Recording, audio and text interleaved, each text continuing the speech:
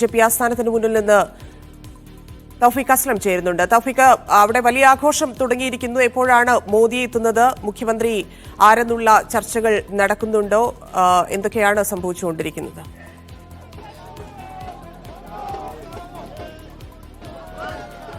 വൈകുന്നേരം 7 മണിക്കായിരിക്കും പ്രധാനമന്ത്രി നരേന്ദ്രമോദി പ്രവർത്തകരെ അഭിസംബോധന ചെയ്യുക. അത് BJPയുടെ ദേശീയ ആസ്ഥാനത്തായിരിക്കും അദ്ദേഹം എത്തുക. ഇവിടുത്തെ ആഘോഷ പരിപാടികൾ ഏകദേശം ഇപ്പോൾ കഴിയാറായിട്ടുണ്ട്. രാവിലെ 10 മണിക്ക് ശേഷം തന്നെ ആഘോഷ പരിപാടികൾ പ്രവർത്തകരുടെ ഭാഗത്തു നിന്നുകൊണ്ട് ഉണ്ടായിരുന്നു. വലിയ ആഘോഷത്തിൽ തന്നെയാണ് അവരുള്ളത്. കാരണം അവർ പ്രതീക്ഷിക്കാത്തതിനേക്കാൾ കൂടുതൽ വിജയം ഇത്തവണ ഡൽഹിയിൽ BJPക്ക് ഉണ്ടായിരിക്കുന്നു. BJP പ്രതീക്ഷിച്ചതിനേക്കാൾ അധികം സീറ്റ് BJPക്ക് ഡൽഹിയിൽ നേടാനായി എന്ന് തന്നെയാണ് ഈ ആഘോഷത്തിന്റെ ഏറ്റവും പ്രധാനപ്പെട്ട കാരണം. അതുകൊണ്ട് ഇന്ന് രാത്രി വരെ തങ്ങളുടെ ആഘോഷം തുടരാനാണ് പ്രവർത്തകർ തീരുമാനിച്ചിരിക്കുന്നത്. മധുരപലഹാരങ്ങൾ ഉൾപ്പെടെ വിതരണം ചെയ്തിട്ടുണ്ട്. BJPയുടെ സംസ്ഥാന നേതൃത്വങ്ങളെല്ലാം ഈ ഓഫീസിലുണ്ട്. BJPയുടെ സംസ്ഥാന ഓഫീസിലുണ്ട്. വൈകുന്നേരമായിരിക്കും പ്രധാനമന്ത്രിയും ആഭ്യന്തരമന്ത്രി അമിത്ഷായും അതോടൊപ്പം തന്നെ JP നദ്ദയും എല്ലാം പങ്കെടുക്കുന്ന പരിപാടി BJPയുടെ ദേശീയ ആസ്ഥാനത്ത് സംഘടിപ്പിച്ചിരിക്കുന്നത്. വലിയ ആഘോഷത്തോട് തന്നെ ഈ ആഘോഷങ്ങൾ നടത്താനാണ് BJPയുടെ തീരുമാനം. ഒപ്പം മന്ത്രിസഭാ രൂപീകരണ ചർച്ചയാണ് ഇനിയിപ്പോൾ മുന്നോട്ട് പോകേണ്ടത്. സർക്കാർ രൂപീകരണം എങ്ങനെയായിരിക്കണം, ആരാകണം BJPയുടെ ഡൽഹിയുടെ മുഖ്യമന്ത്രി എന്നുള്ള കാര്യങ്ങളിലേക്കെല്ലാം ഉടൻ തന്നെ ചർച്ചകൾ ആരംഭിക്കും. ഇതിനോടകം തന്നെ ആഭ്യന്തരമന്ത്രി അമിത്ഷായുമായിട്ട് പ്രവേശ് വർമ്മ ചർച്ചകൾ നടത്തിയിരുന്നു. പ്രവേശ് വർമ്മയാണ് BJPയുടെ ഒരു മുഖ്യമന്ത്രി മുഖമായി തെരഞ്ഞെടുപ്പ് സമയത്ത് ഉയർന്നു നിന്നിരുന്നത്. അദ്ദേഹം തന്നെ മുഖ്യമന്ത്രിയാകാനുള്ള സാധ്യതയാണ് കൂടുതലായിട്ട് നിലനിൽക്കുന്നത്. BJPയുമായി ബന്ധപ്പെട്ട് കൂടുതൽ ഇനി BJPയുടെ നേതൃത്വങ്ങളുമായിട്ടുള്ള ചർച്ചകൾക്ക് ശേഷമായിരിക്കും അത്തരം കാര്യങ്ങളിലേക്കെല്ലാം കടക്കുക. BJP നിലവിൽ അവർ വലിയ പ്രതീക്ഷ അവർക്ക് ഈ തെരഞ്ഞെടുപ്പുമായി ബന്ധപ്പെട്ടുണ്ടായിരുന്നു. കാരണം നിരവധി വാഗ്ദാനങ്ങൾ അവർ ജനങ്ങളുടെ മുന്നിൽ വെച്ചിരുന്നു. ആം ആദ്മി സർക്കാർ നിലവിൽ ജനങ്ങൾക്ക് നൽകിക്കൊണ്ടിരിക്കുന്ന അതേ വാഗ്ദാനങ്ങൾ നൽകുകയും അതിൽ കൂടുതൽ നൽകുമെന്ന് കൂടി BJP പ്രഖ്യാപിക്കുകയുണ്ടായി. പ്രത്യേകിച്ച്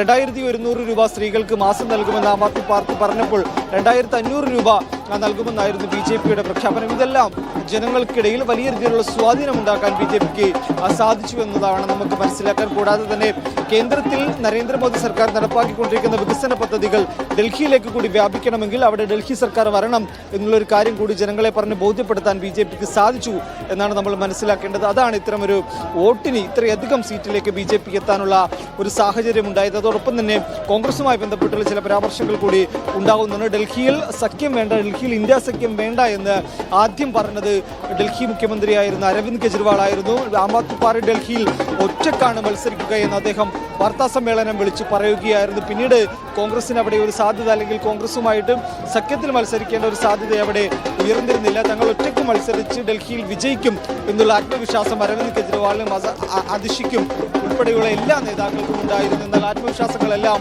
തകരുന്ന കാഴ്ചയാണ് നമ്മൾ കണ്ടത്. ഡൽഹിയിലെ ജനങ്ങൾ പൂർണ്ണമായും ആം ആദ്മി പാർട്ടിയെ കൈവിട്ടിരിക്കുന്നു. 2 തവണ ആം ആദ്മി പാർട്ടിയെ ഡൽഹിയിലെ ജനങ്ങൾ സ്വീകരിച്ചെങ്കിലും മൂന്നാമത്തെ തവണ ഒരു ഹാർട്ടിക് അടിക്കാനുള്ള അവസരം ഡൽഹിയിലെ ജനത BJPക്ക് അരവിന്ദ് കെജ്രിവാളിന് നൽകുന്നില്ല. പകരം BJP അവർ സ്വീകരിക്കുകയാണ്. BJP സർക്കാർ തങ്ങൾക്ക് നൽകിയ വാഗ്ദാനങ്ങളെല്ലാം പാലിക്കപ്പെടുമെന്നാണ് ജനങ്ങൾ വിശ്വസിച്ചിരിക്കുന്നത്. ആ നൽകിയ വാഗ്ദാനങ്ങൾ ഇനി എത്രത്തോളം പാലിക്കുമെന്ന് നമുക്ക് കണ്ടറിയേണ്ട ഒരു കാര്യമാണ്. എന്തായാലും സർക്കാർ രൂപീകരണ ചർച്ചകളിലേക്ക് BJP കടക്കുകയാണ്. ഉടൻ തന്നെ സർക്കാർ രൂപീകരണ ചർച്ചയുമായി ബന്ധപ്പെട്ടുള്ള കാര്യങ്ങൾ ആരംഭിച്ചത് പൂർത്തിയാകും. ഉടൻ തന്നെ സത്യപ്രതിജ്ഞ ചെയ്ത് അധികാരത്തിലേറാനുള്ള ശ്രമങ്ങളായിരിക്കും BJPയുടെ ഭാഗത്തു നിന്നുകൊണ്ട് ഉണ്ടാവുക. പ്രവർത്തകരും നേതാക്കളും വലിയ ആവേശത്തിൽ തന്നെയാണ്. കാരണം തങ്ങൾ വിചാരിച്ചതിനേക്കാൾ കൂടുതൽ സീറ്റുകൾ ഡൽഹിയിൽ നേടിയെന്ന് തന്നെയാണ് ഈ ആഘോഷത്തിന്റെ ഏറ്റവും പ്രധാനപ്പെട്ട കാരണം.